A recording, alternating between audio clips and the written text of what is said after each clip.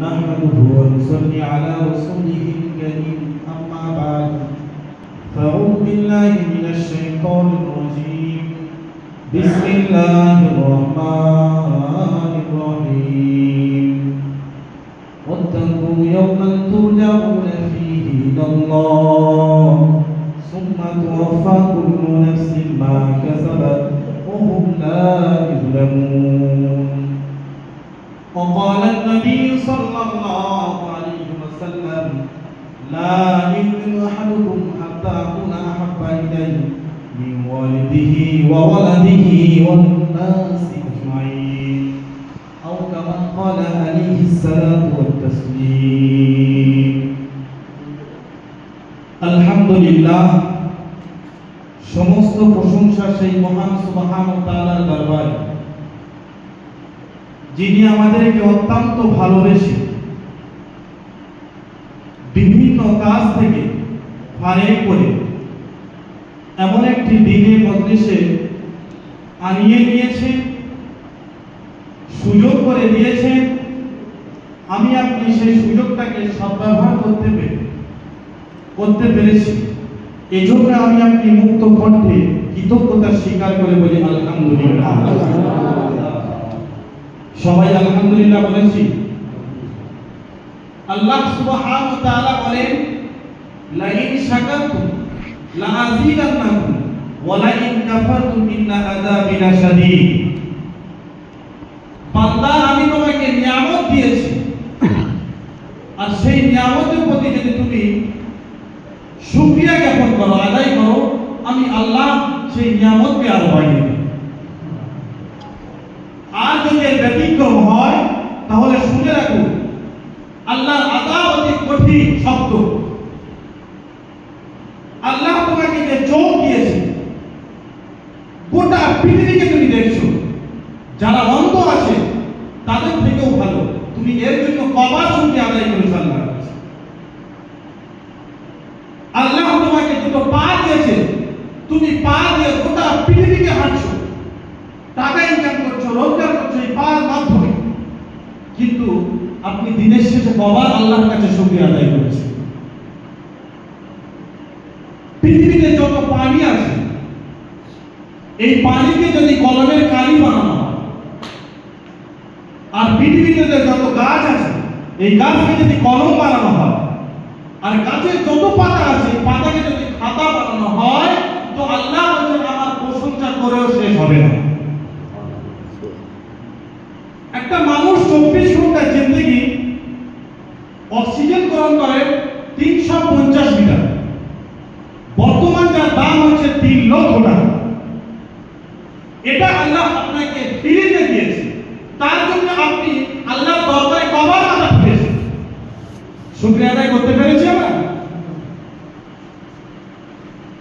ঠিক তারপরে শতকোটি দরুদ ও সালাম বর্ষিত হোক আমার আপনার নবী দো জাহানের বাদশা আমিনা দুলাল তাজদারে মদিনা আহমদ মুস্তাফা জনাবে মুহাম্মদ রাসূলুল্লাহ সাল্লাল্লাহু আলাইহি ওয়াসাল্লাম।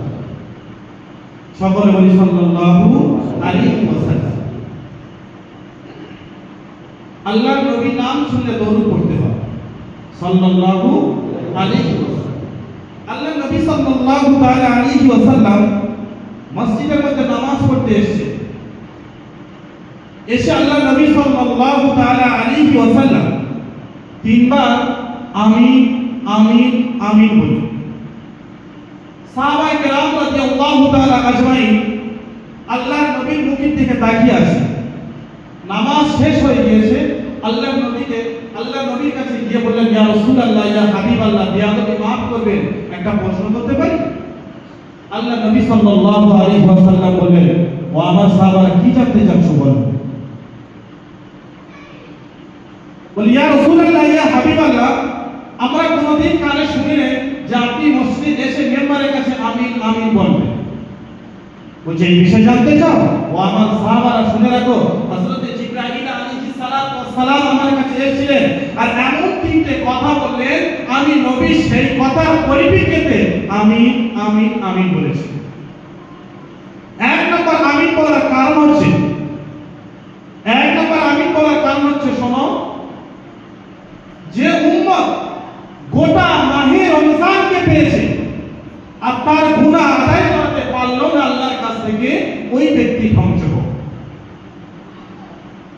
যে মাসে আল্লাহ রহমতের দরজা খুলে দেয়, শয়তানকে শেকল দিয়ে বেঁধে দেয়, জাহান্নামকে খিড়কি দিয়ে আটক করে দেওয়া হয়, এই মাসে বান্দা গুনাহ করে কি?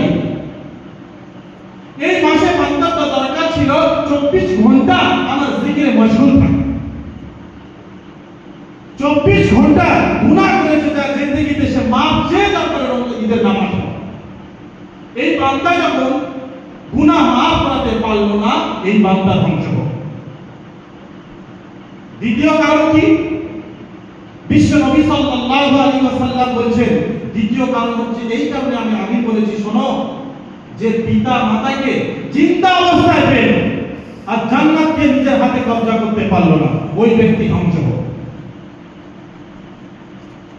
যারা পিতা মাতাকে পেয়েছি, তুমি জান্নাতকে কামাতে পারলে না কেন? তাদেরকে খেদমত করে, তাদেরকে সেবা করে তুমি জান্নাতকে কেন কামাতে পারলে না? তুমি জান্নাতকে কেন তোমার কবজা আনতে পারলে না? ওই ব্যক্তি ধ্বংস হবে। ওয়াকাযা রাব্বুকা আল্লা তা'বুদু, আল্লাহ সুবহানাহু ওয়া তাআলা বলেন, আমার ইবাদতের পরে তোমরা পিতা মাতাকে ইহসান করো, তাদেরকে সম্মান করো। তাদের মধ্যে যদি কেউ একজন বৃদ্ধাবস্থায় চলে যায়, তাদেরকে শব্দটা করতে দিও না, এই কষ্টটা তাদের অন্তরে আনতে দিও না। এই কষ্ট যদি তাদের অন্তরে হয়, আল্লাহ অটোমেটিক্যালি আযাব তোমার উপরে পড়বে। আর এই কষ্টটা যদি হতে থাকে, জান্নাতের দরজা তোমার জন্য বন্ধ হয়ে গেল, জাহান্নামের দরজা তোমার জন্য খোলা। পিতা মাতা 5টা সন্তানকে একই ছাদের তলায় একই সমানভাবে দেখতে পারে, কিন্তু এই 5টা সন্তান যখন বড় হয়, ওই পিতা মাতাকে দেখতে পারে না। পিতা মাতাকে পালা করে দেয়, অমুক দিন ওর বাড়ি, অমুক দিন ওর বাড়ি। এই সন্তান 5জন সন্তান মিলে পিতা মাতাকে একসাথে খাদ্য খাওয়াতে পারে না। আল্লাহ নবী বলেন, ওই উম্মত ধ্বংস হতে। তৃতীয় কারণ জানতে চাও? সাহাবায়ে কেরাম রাদিয়াল্লাহু তাআলা আজমাইন বলেন, ইয়া রাসূলুল্লাহ, হ্যাঁ। দ্বিতীয় কারণ শুনো, যে ব্যক্তি আমার নাম শুনলো আর দরুদ পড়লো না আমার উপরে, ওই ব্যক্তি ধ্বংস হবে। যে ব্যক্তি নাম শুনলো, আমার নাম, সে সাল্লাল্লাহু আলাইহি ওয়াসাল্লাম বললো না, এই ব্যক্তি ধ্বংস হবে। আমরা নবীকে মহব্বত করি। নবী যদি মহব্বত দিলে থাকতো, তাহলে মসজিদ ভরপুর থাকতো। কাল তো মসজিদ ভরপুর ছিল না? কাল মসজিদে জায়গা নেই, যারা 5 ওয়াক্ত নামাজি তাদের জায়গা নেই। নামাজি গেল কোথায়? নামাজি গেল কোথায়? তাহলে ভাবতে হবে, সারা রাত জেগে যে নামাজ পড়েছি, আল্লাহর দরবারে কবুল হয়নি। যদি হতো, তাহলে আজকের এশার মসজিদ নামাজ ভরপুর থাকতো। সারা রাত নামাজ পড়েছি, জিকির করেছি, তাহলে আমার দোয়া নামাজ কিছু কবুল হয়নি। যার কবুল হয়েছে, তার মাথায় টুপি উঠেছে, 5 ওয়াক্ত নামাজ মসজিদে আল্লাহর দরবারে সাহায্য দিয়েছে। তাহলে ভাবতে হবে, আমার দোয়া সারা রাত কবুল হয়েছে, আমি মসজিদে আসতে পেরেছি। তুমি সব কিছু করো, কিন্তু সবার মাঝে নবীকে ভুললে চলবে না।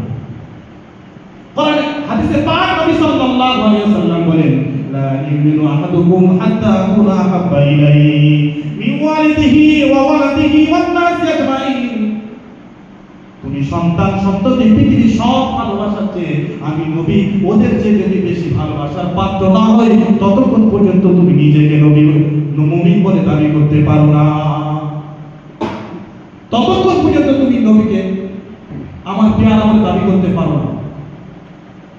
নবী বলেছেন, এই জামানায় আমি নাই, আমার উম্মতকে আমার ভালোবাসতে পারবে না। নবী বলেছেন, হ্যাঁ উম্মত, আমি তোমাদের জন্য এমন একটা জিনিস রেখে যাচ্ছি, তুমি সেই জিনিসকে ভালোবাসলে আমি নবী আমাকে ভালোবাসা হবে। মান আহাব্বা সুন্নতি ফাকাদ আহাব্বানি ওয়া মান আহাব্বানি কানা মাইয়া ফিল জান্নাহ।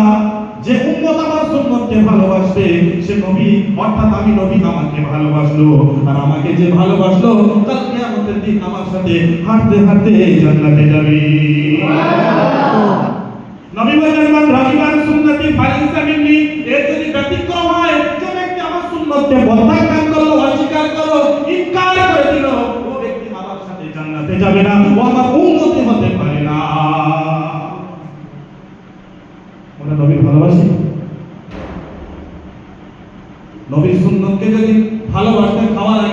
রান্না করতাম, প্লেটের নিচে দস্তরখানা বিছাতাম, খাওয়ার আগে দুটো কবজি ভালোভাবে ধুয়ে নিতাম। ধুয়ে খাওয়ার আগে দুটো হাত ভালোভাবে ফ্রেশ করে ধুইতে হবে, এটা নবীর সুন্নাত। দস্তরখান বিছিয়ে যে বাড়িতে কন্টিনিউ দস্তরখান বিছানো খাদ্য খাওয়া হয়, ও বাড়িতে কোনোদিন অভাব হবে না। নবীকে ভালোবাসা, ভালোবাসতে পেরেছে? নবীর ভালোবাসবে তারা যাদের কথা হবে নরম, যাদের চলাফেরা হবে নরম, যারা রাস্তায় চলবে রাস্তা মাটিও বুঝতে পারবে না যেটা আমার উম্মত যাচ্ছে। আমাদের এমন ভাষা, এমন কথা, আমাদের কথা শুনে মানুষ মসজিদ ছেড়ে চলে যাচ্ছে না। আল্লাহ বললেন ওই কথার চেয়ে উত্তম কোন কথা হতে পারে? ওয়ামান আহসান কাওলাম মিম্মান দাআ ইলাল্লাহ ওয়া আমিলা সালিহান ওয়া ক্বালা ইন্নানি মিনাল মুসলিমিন। ওই কথার চেয়ে কোন কথা দামি হতে পারে? যে মানুষকে ডেকে ডেকে আল্লাহর ঘরের দিকে নিয়ে আসে, না জোয়ার আলাদা, না তাসের আলাদা। আল্লাহ বললেন না, ওই কথার চেয়ে কার কথা উত্তম হতে পারে? যে মানুষকে ডেকে ডেকে আল্লাহর ঘরের দিকে নিয়ে আসে। আমরা মানুষকে ডেকে ডেকে কথা ঘরের দিকে কোন দিকে নিয়ে যাবো? চলো সিনেমা হচ্ছে যাই, চলো বলি না। এই যে শাবান মাসের মধ্যে রাত চলে গিয়েছে, এটাকে বলা হয় শবে বারাত। এই শবে বারাত শব্দটি কোরআন হাদিসে কোথায় নাই। কিছু কিছু ওলামা বলতে এটা শবে বারাত বেদাত, আবার কিছু কিছু শবে বারাত পালন করতে গিয়ে সারা রাত বক্স প্যান্ডেল চলছে, মানুষ নামাজের দূরের কথা, নামাজ খেতে সব করতে ফজরের আজান দিচ্ছে, এমন না বাজিয়ে দিয়েছে। আবার কেউ বলে শবে বারাত এটা বেদাত, কিন্তু তিরমিজি শরীফে আছে নিসফুল লাইল মিনাশ শাবান, শাবান মাসের 15 তারিখে শবে বারাত, এটা হলো শবে বারাত ফাজর রাত। আম্মা জান আয়েশা সিদ্দিকা রাদিয়াল্লাহু তাআলা আনহা বলেন, হুজুর পাক সাল্লাল্লাহু আলাইহি ওয়াসাল্লাম আমার পাশে ছিলেন সেদিন। আমি কমরায় চলে গিয়েছি, হঠাৎ উঠে দেখলাম নবী পাশে নেই। তাকিয়ে দেখি জান্নাতুল বাকির দিকে, জান্নাতুল বারকার দিকে নবী তার সাহাবাদেরকে কবর জানা হয়ে গিয়েছে, মারা গিয়েছে, তাদের কবরের সামনে দোয়া করছে, নবী বছর হয়নি।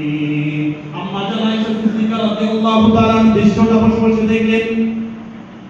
নবী দোয়া করলেন সাহাবাদের যারা মারা গেছে তাদের নিয়ে, এসে হুজরার মধ্যে চলে আসলেন। এসে নবী সারা রাত নামাজ পড়লেন, তারপরে দিন রোজা রাখলেন। হাদিসে এসেছে কুমু লাইলাহা ওয়া সুমু ইয়াওমাহা, শবে বারাত যেদিন হবে সেদিন তোমরা গোটা রাত আল্লাহকে জিকির করো, আল্লাহর জিকিরের মধ্যে কাটিয়ে দাও, পরের দিন তোমরা রোজা রাখো। আল্লাহ বললেন, আল্লাহ নবী বললেন ওই দিন তোমরা রোজা রাখো। কত রোজা রেখেছি বলো? নবীর যদি ভালোবেসে থাকি, নবী রেখেছে রোজা, আমরা খেয়েছি মজা। প্রত্যেক বাড়ি হালুয়া রুটি চলছে, নবী রেখেছে রোজা, আমরা খেয়েছি মজা। নবীর ভালোবাসা হলো এটা? নবীর ভালোবাসা হলো? মানুষ যখন ঘুমিয়ে পড়ে তার সমস্ত গুনাহ বন্ধ হয়, সমস্ত গুনাহ, কিন্তু সব বন্ধ হয়। একটা গুনাহ মানুষের জারি থাকে, একটা গুনাহ। যে ব্যক্তিটা এই দাড়ি এই মুষ্টির নিচে কাটলো, ফেরেশতা তার অটোমেটিকলি গুনাহ কাটতে দিতে, যতদিন না ওই দাড়ি এক মুষ্টি পর্যন্ত হবে ততদিন ফেরেশতা তার গুনাহ নিতে থাকে। আমরা তো সব করতে পারি না, যদি ফেরেশতারা গুনাহ নিতে থাকে তো বন্ধ করে না। তো আল্লাহর কাছে আমরা এই সবে শাবান মাস চলছে, এই মাসে আল্লাহর কাছে আমরা ক্ষমা চাই। আল্লাহ, আমরা তো অনেক অন্যায় করেছি, অত্যাচার করেছি, আর করব না। কালকে যে রাতটা গিয়েছে এটা খুব বরকতপূর্ণ রাত, সমস্ত ব্যক্তির দোয়া আল্লাহ কবুল করতে শুধু দুই শ্রেণী ব্যক্তির পাবে। এক হলো যারা শিরক করে, এই যারা শিরক করে এই ব্যক্তির গুনাহ আল্লাহ কবুল করবে না, এই ব্যক্তির দোয়া আল্লাহ কবুল করবে না। দ্বিতীয় ব্যক্তি হলো যে সমস্ত উম্মাহ মুসলমানদেরকে হিংসা আজ আমাদের মধ্যে হিংসা ভরপুর, অমুক করে অমুক করে অমুক করে, আগত করে না তার করে না, করে না? আল্লাহ বলছেন যারা হিংসা করে এদের দোয়া আমি আল্লাহ কবুল করব। আল্লাহ ওই রাতে লাস্ট আসমানে অবতরণ করেছে আর বলছে বান্দাকে, বান্দা তুমি কি চাও বলো, তোমার কি চাও, আর আমি আল্লাহ আমার কাছে চাও, আমি আল্লাহ পূরণ করব।